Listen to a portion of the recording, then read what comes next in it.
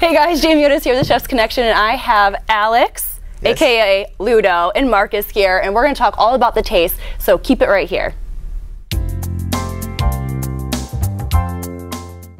Nice to meet you guys. Nice How are you? I'm well, thanks. How are you? Good. You're probably Good, thank you. You're probably a little exhausted, huh? After a long day. Ça va, it's okay. No? Now you're saying that. After this interview, I don't know. It's all down. I'll tell you what. After this interview, you're going to be on the floor tired because we're going to get all your deepest, darkest secrets, all for The Chef's Connection. I love it. Go. I'm happy to be here, and you know what? I heard something about that you like tattoos, and this is the guy for tattoos. Because he has a lot of tattoos, right? I don't know. I didn't say anything. Come on, Marcus. You saw me naked in my trailer during the show, you know. Yeah, what do you guys do on the show? If like he's picking on you, how do you get each other We back? just hang out. We just walk in the park and hug each other a lot. I don't believe it. I don't believe it. That's it.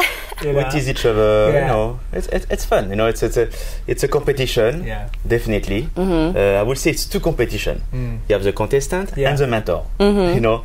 And you don't know how involved you're gonna get. Yeah, that's true. You know, when you get there, you're like, okay, we're gonna help the contestant.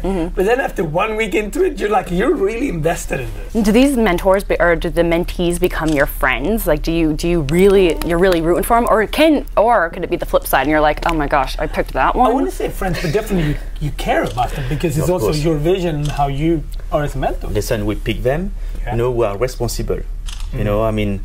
We want them to win, you know. I mean, you know, I feel responsible when I pick somebody. I need to help her or help him, you know. Right. So my job.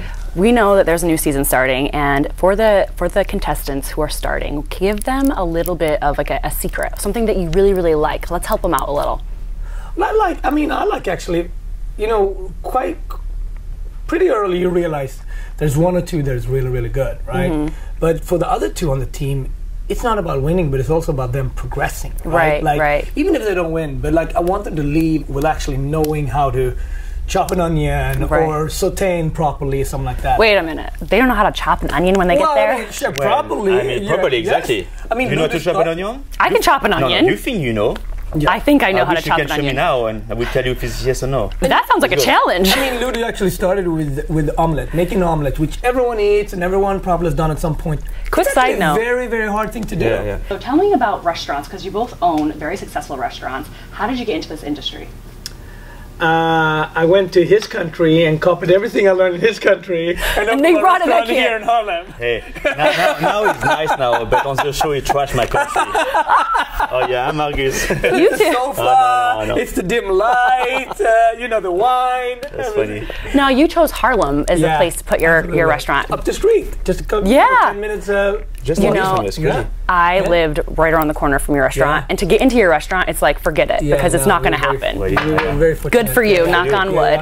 Now, what do you do to get them to come back? Because they're always coming. There's lines. You know, I mean, our customers they're very loyal. We feel very fortunate, but of course, it's got to come down to the food and the ambiance and service, hospitality. If you're nice to people, you cook them good food and don't charge too much, you can be very successful. And I think honestly, that's sometimes it's not harder than that, but it's like how do you cook food that brings people in and they're excited about it? And so much of the show, so much of the taste is actually that we get one bite to decide whether this person's going to be on our team or not. In a restaurant, you have the ambience, you have the dish. You don't have that on the show, so sometimes the show is actually harder.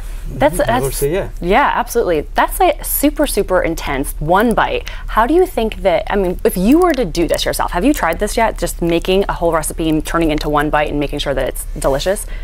Please tell me you've tried this because you're putting these contestants through torture, trying to get these ingredients all into one bite. You haven't tried it yet. Every morning when I have my cup of coffee, I'm like, is this coffee good? It's one bite. I decide. Boom. My bread and butter, one bite. Yeah.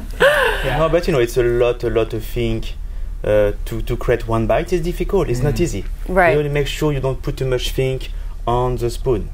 Some contestants put too much thing. Sometimes to put one dish on one spoon is not possible. So you need to be very smart with that. And also in Ludo's restaurant, you start very often with almost pushes of one bite. So you start you're right, snack, with snacks. So you have a fancy restaurant. No. It's cool, very cool and good.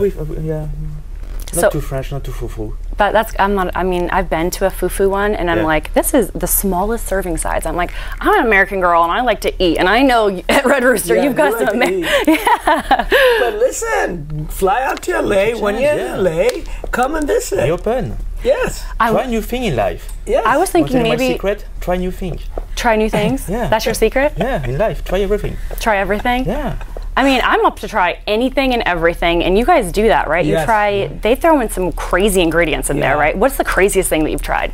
Wow, I mean, as chefs, we like sort of innards and things like that people, you know, chicken heart or, you know, I remember, chicken heart. You know, stuff like that. That for us, it sounds delicious because if you know how to cook with innards, you know, try all that stuff. You're a really good cook. You know, anyone can make something good with a fillet, you know, or a nice piece of ribeye, something like that. But when you cook with marrow and stuff like that, it really shows who you are as a chef. I can see in your eyes that you're not into that. Do you know, I have tried the bone marrow. And the bone marrow. The bone marrow. You did try the bone marrow. I love that. I can't say I was a huge fan. I was, you know, I tried, but I'm willing to try. Yeah. That's what it comes down to. Yeah. And you guys are all willing to try. All these contestants, their little bite. Now tell me, has it ever been horrendous? Like after you tried it and you just made a terrible face and you like wanted to spit it out? No? They're that good? Let him finish. You know, I mean, these years we have some amazing one, but we have some very bad one too. I mean, seriously, like you feel like somebody don't like us over there. Like, you know? They're poisoning you. Yeah, exactly. It's like someone in the control room is like, are we going to get there? I know. So it's also, this is a really neat concept because it's just someone right out of their own home kitchen versus it could be someone in a fancy restaurant. What do you find? You know, do you find that it's the more experience? Can I ask you, what's the difference between a fancy and a Foo Foo restaurant? Because you brought these words up, we didn't. What's the difference? How do I define a Foo Foo restaurant versus a fancy restaurant? That's a really good question. I think a Foo Foo is like when you walk in, you know, someone's like, let me grab your coat and your... No, that's shoplifting. If someone's like, that's not different. I've had that happen to me before. You know, I walk in and I'm like, oh, I have my Trader Joe's bag. I shouldn't have brought that in with me. My grocery bag. Yes, I'm like, oh. Anyway. And then there's like champagne right there. The minute you sit down, there's champagne. Champagne makes me crazy. What's your problem in life? I need to loosen up, huh? Yeah. My husband says the same thing. Let me talk with your husband. But okay, so back to the contestants. Let's talk about them and the fact that some of them are right from their kitchen at home, and then the others are very, you know, they're very experienced. Do you find that you can taste the difference, or sometimes are you shocked? But it doesn't matter. We're not there to say, oh, this is a good bite from a home cook or this is a good bite from a professional chef. It's all about the taste. And if that bite is delicious, we all go. Yeah. We all go, and we have different ways. When Tony loves someone, he's like, oh, I don't like this at all. I don't That's our cue. We know that way. That he actually likes it. Yeah. He's like, oh, this is disgusting. Yeah. And then dish, here goes. Yes. And I say nothing. Yeah. You wait. Yeah. How about Nigella? Any secrets with her? Nigella, you know what? She have a very, very good palate. Yeah. I would say, British. Yeah, British. You know, she have a very, very good flair to find unusual contestant. I would say. That's what I like about Nigella. I love it. Say Nigella, seriously? Well, guys, I'm so excited because this Friday your show premieres, and that's Thursday. Thursday. I don't know what show are you looking at. Whoa, you going for the other guys? Paria, do something, Paria. This is Paria, attack. All right, I'm fine. Too much champagne. I'm grabbing the champagne. We were supposed to give you champagne. We're pulling that back. Wow. I'm promoting the wrong show here. Exactly. Go, Paria. I'm fired. It's on TV. It's not on radio. It's on TV. Oh, it's on TV? Yeah, this whole time I thought it was on radio. It's the taste. It's not Top Chef. It's the taste. Okay. I thought we were talking about The Voice. This isn't a singing competition. Wow. This Thursday, 8 o'clock. Look for these two faces plus Nigella's and Tony's. 8 o'clock, 2 hours. All right. Sounds good. And good luck to both of you. Yes, I hope you. I can't root for you all, but I'll let you know at the very end of this who I like the best. Okay. Yeah. Thursday. Thursday it is. Yes. Thursday, ABC, The Taste. Yes. 8 p.m. 8 p.m. We got it. Thank you guys so much for coming. For more from your very favorite chefs, keep coming back to thechefsconnection.com.